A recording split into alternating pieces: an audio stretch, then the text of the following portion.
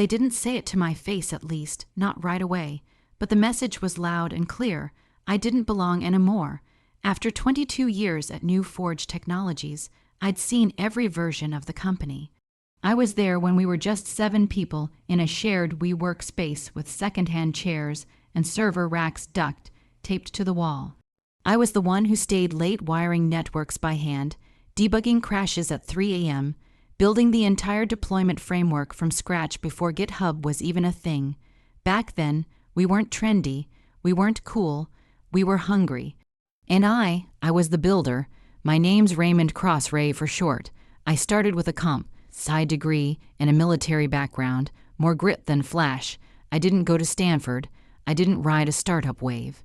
I built the wave, line by line, terminal by terminal, but none of that mattered to the new regime. It started subtly whispers in meeting rooms, changed invite lists, projects reassigned without explanation.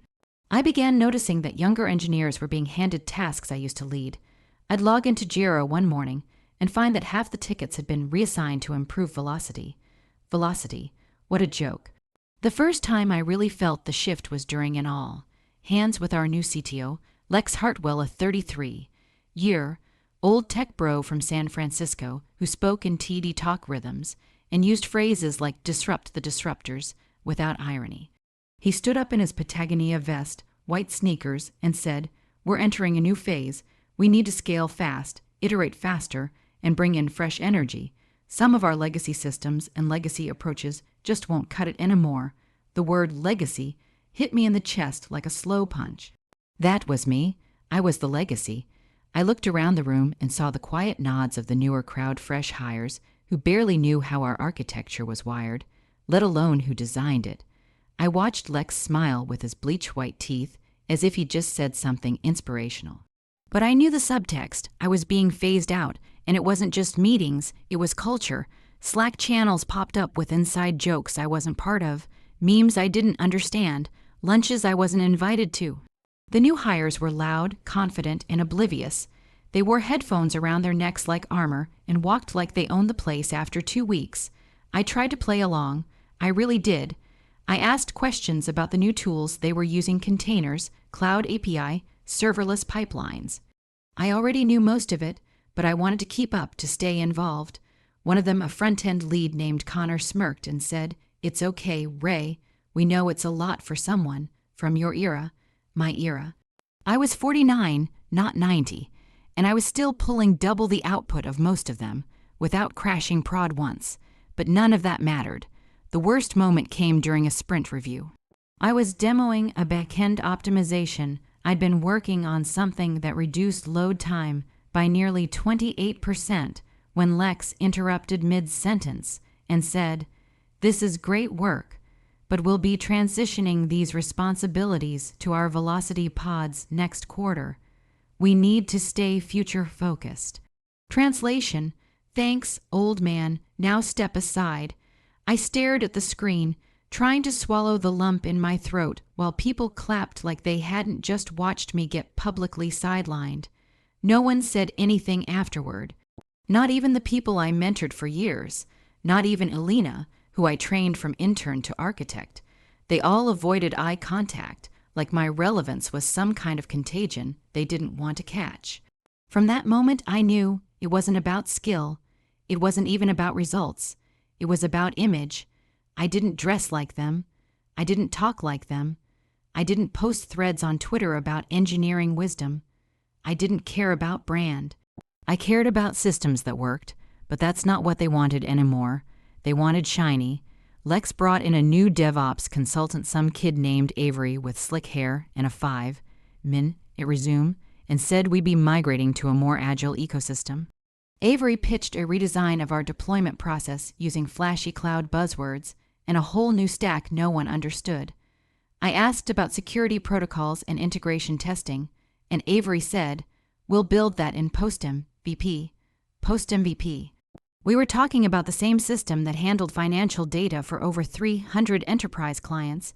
You don't build in security later, but again, no one cared. I was the dinosaur in the room asking too many questions.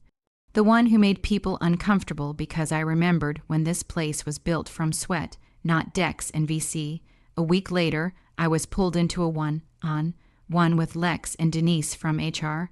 They said all the right phrases. "We appreciate your contributions.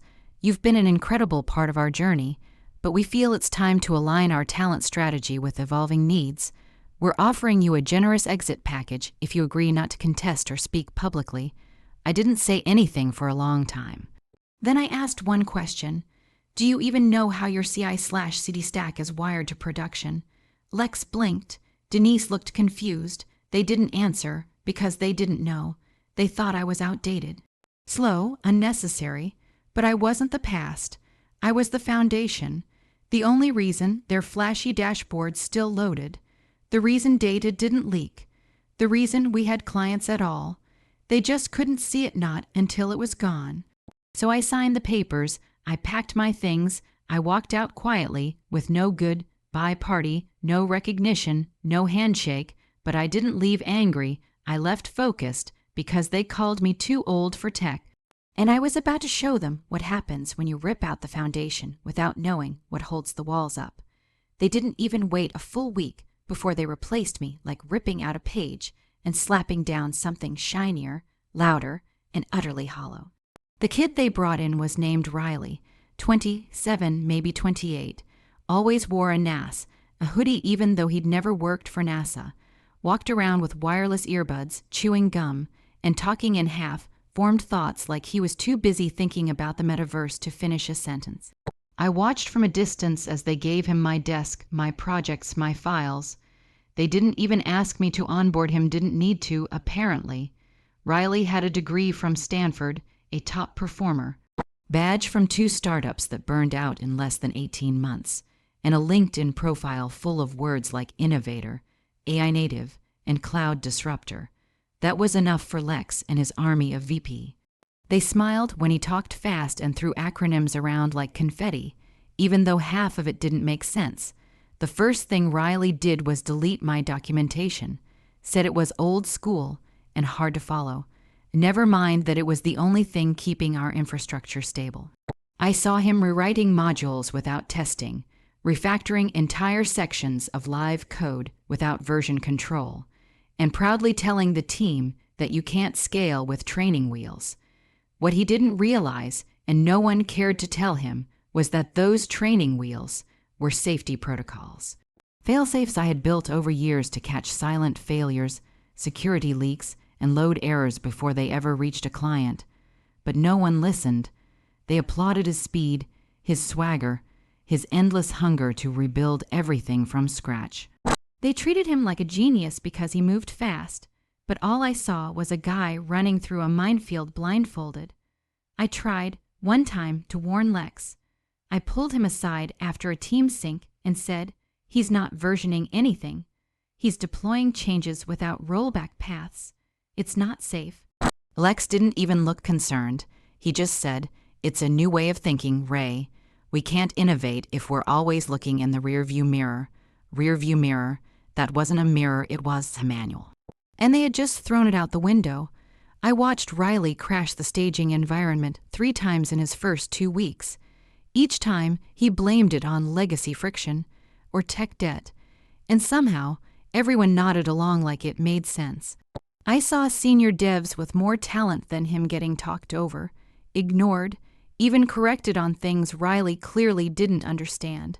But he had the charm, he had the pitch, and in that office, charm beat competence every time. It wasn't just Riley.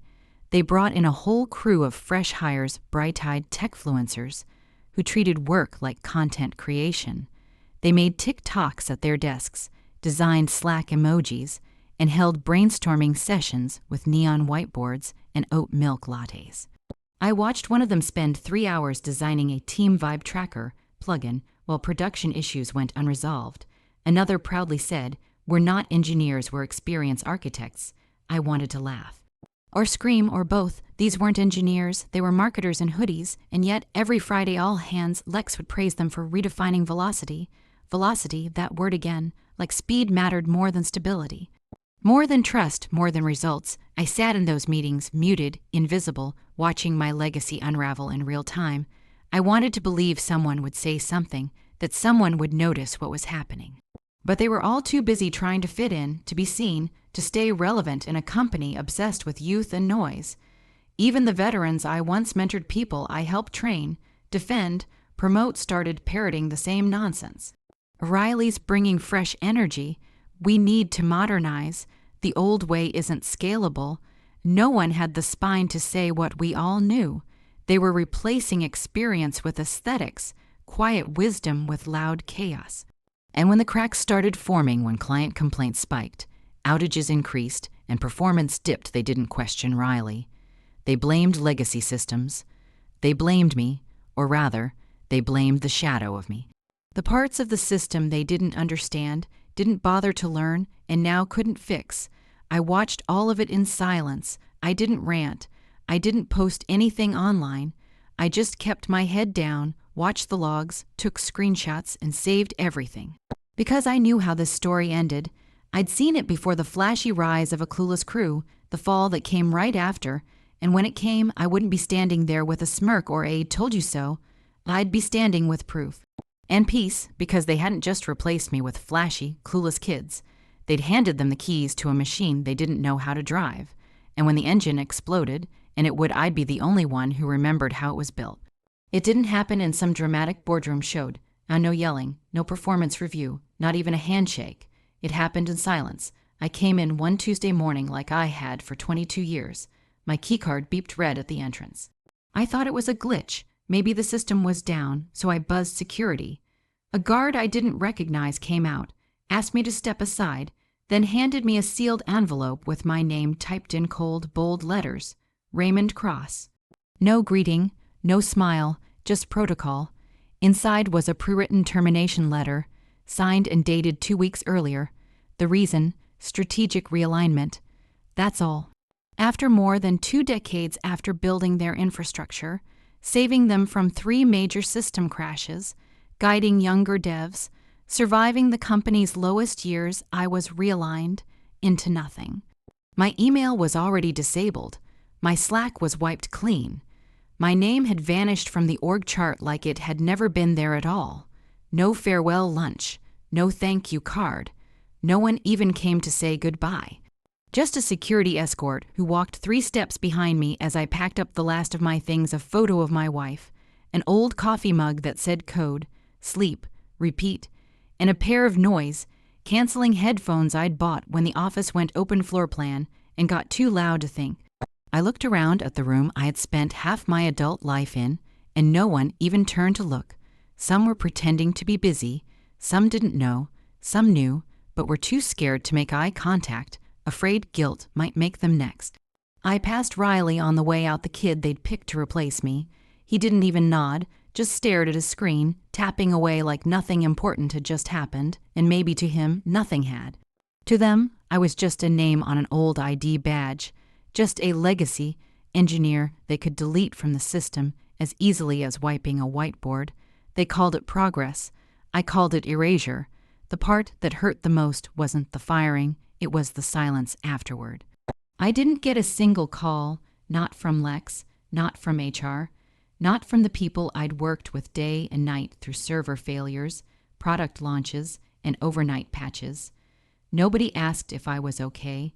Nobody checked in. For 22 years, I had shown up early, left late, skipped holidays, missed birthdays. I did it for the work, sure, but also for the people. I believed in building something bigger than myself. I believed loyalty meant something. That if you gave everything you had, people would remember, but they didn't. A week later, I checked the company website. My bio had been removed. The projects I led now had new names attached. Even the internal wiki I'd built by hand gone. They hadn't just replaced me. They had rewritten the history like I was never there, like none of it ever mattered. I sat at home staring at my old laptop, wondering if I had imagined it all, the late nights. The 2 a.m. server crashes, the first time we hit 10-0, 0 users, the old office where we used to order greasy pizza and laugh about broken code. Were those memories even real, or had they been overwritten, just like me? I tried to move on, but everywhere I looked, I saw pieces of what I built. A button on their homepage that still used my original CSS, a database structure I designed during a snowstorm in '09, an API endpoint I named after my dog. They had renamed the surface, but the bones were still mine, and they were rotting. A friend who still worked there messaged me from a burner account. Everything's breaking. Riley's in over his head. They're scrambling. I didn't reply. Not yet, because I had nothing left to say, not out loud anyway. But I had everything saved. Every commit I made, every line of code, every improvement, every bug fix, every forgotten patch that had kept their fragile empire from collapsing. I had it all backed up, time-stamped, quietly archived the week before they pushed me out.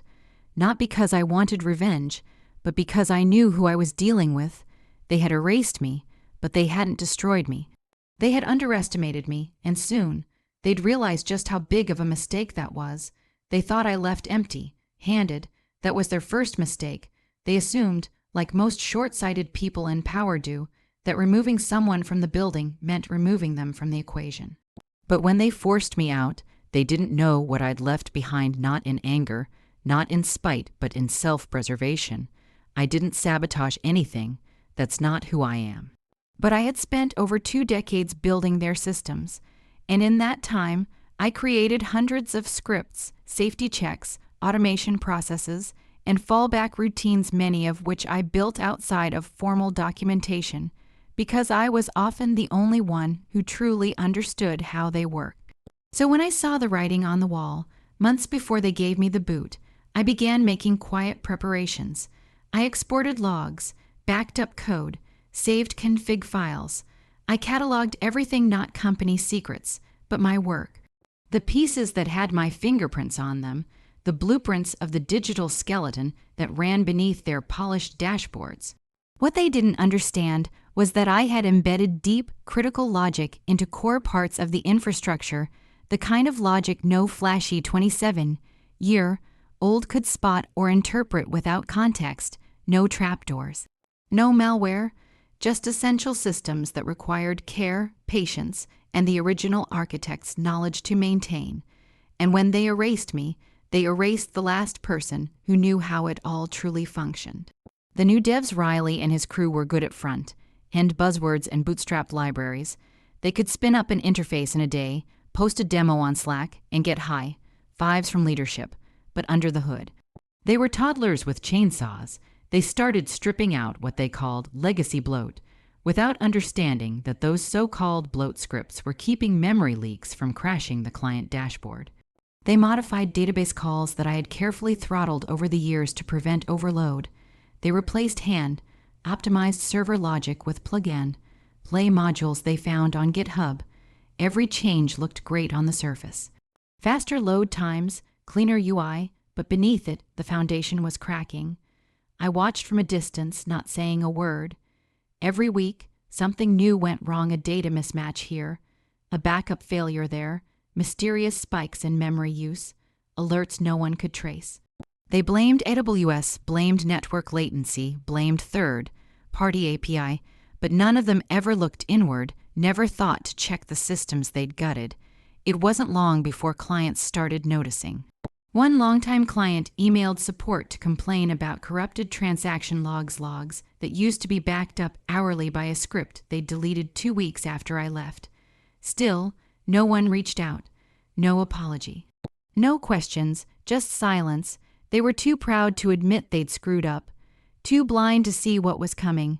But the real trigger came 3 months after my departure. That's when they rolled out the new analytics. Sweet Riley had been hyping up a sleek interface tied to live user behavior, client reporting, real-time metrics, the works. They pushed it live with zero rollback path, confident in their speed. And then in less than 24 hours it crashed. Not just the analytics, everything, the dashboard, admin tools, billing integration, all of it went dark. Clients couldn't log in, reports vanished. Transactions stalled mid-process. Chaos. They tried to patch it fast, but every patch broke another piece. Riley went silent on Slack. Lex reportedly called an emergency meeting at 2 a.m. I heard all this not from gossip, but from the alerts I still had set up.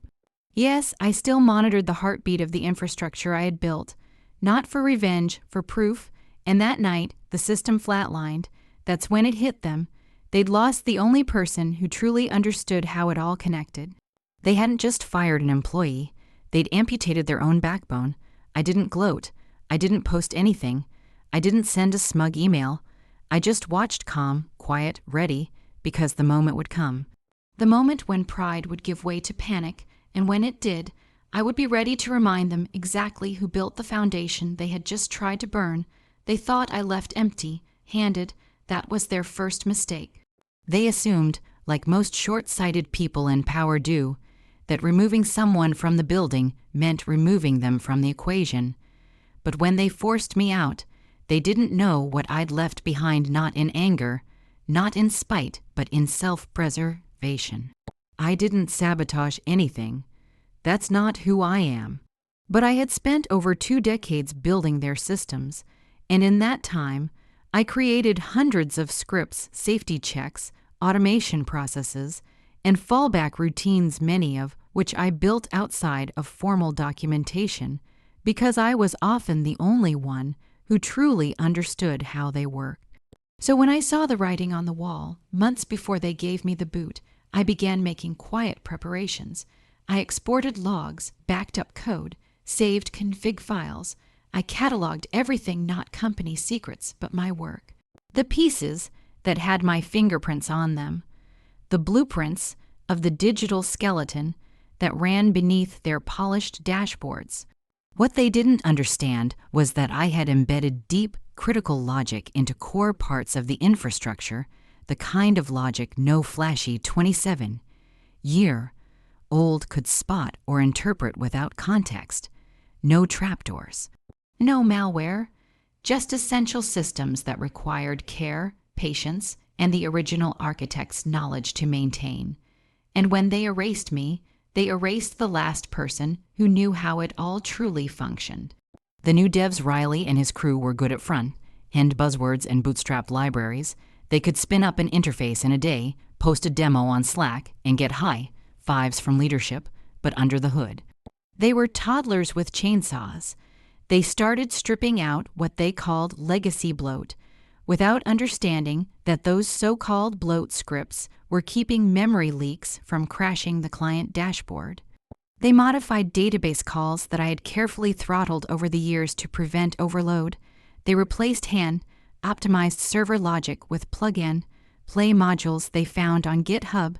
Every change looked great on the surface. Faster load times, cleaner UI, but beneath it, the foundation was cracking. I watched from a distance, not saying a word. Every week, something new went wrong, a data mismatch here, a backup failure there, mysterious spikes in memory use, alerts no one could trace. They blamed AWS, blamed network latency, blamed third-party API, but none of them ever looked inward, never thought to check the systems they'd gutted. It wasn't long before clients started noticing. One longtime client emailed support to complain about corrupted transaction logs that used to be backed up hourly by a script they deleted 2 weeks after I left. Still, no one reached out, no apology. No questions, just silence. They were too proud to admit they'd screwed up, too blind to see what was coming. But the real trigger came 3 months after my departure. That's when they rolled out the new analytics. Sweet Riley had been hyping up a sleek interface tied to live user behavior, client reporting, real-time metrics, the works. They pushed it live with zero rollback path, confident in their speed. And then, in less than 24 hours, it crashed. Not just the analytics, everything, the dashboard, admin tools, billing integration, all of it went dark. Clients couldn't log in, reports vanished, transactions stalled mid-process.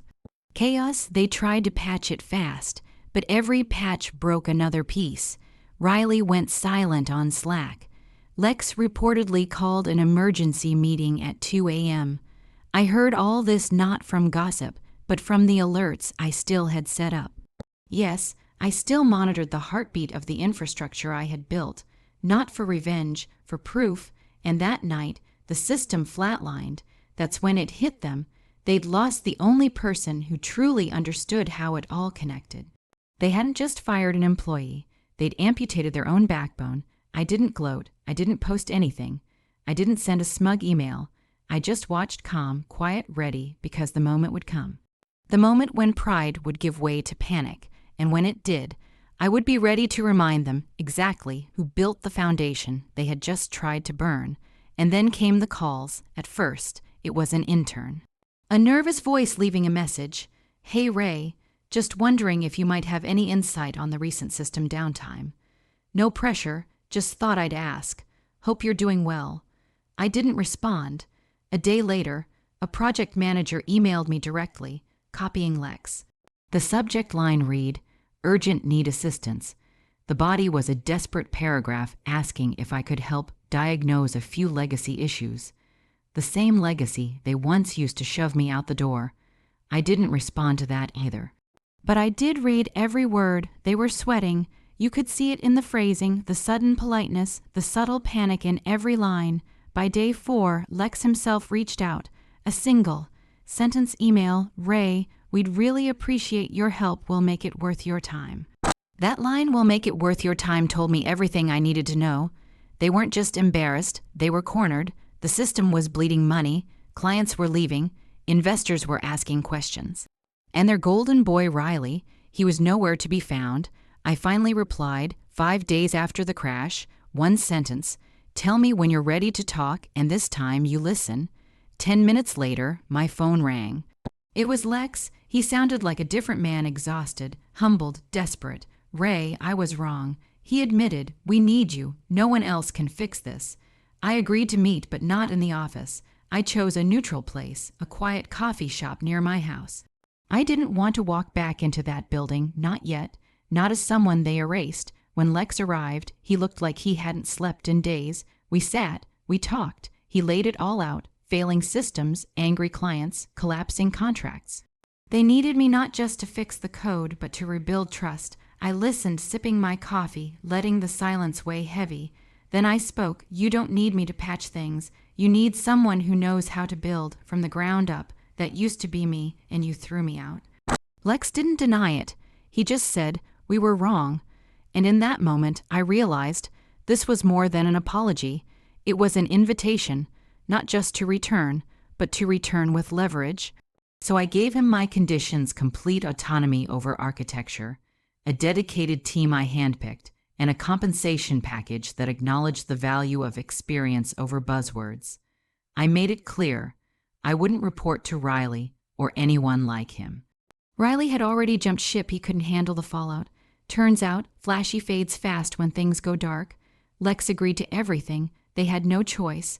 I came back not as an employee, but as a consultant with teeth. My badge was different. My contract ironclad. My office wasn't on the dev floor anymore. It was upstairs with a door.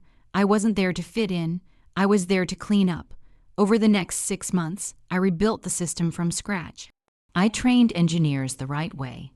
I rewrote policies, restored documentation, and created architecture that would outlast every trendy framework. And this time, my name was everywhere visible, permanent, undeniable. The board sent a formal apology. Investors got transparency. Clients returned. And one morning, I walked into the office, coffee in hand, and saw a junior dev showing another intern a diagram I had created years ago. "Ray designed this," he said. "This is what holds everything together." That's when I knew I'd done it. I wasn't just back. I had proven something they would never forget. They called me too old for tech. But when everything collapsed, it was the old foundation that saved them, because sometimes the most advanced thing in the room is the one who's been here the longest.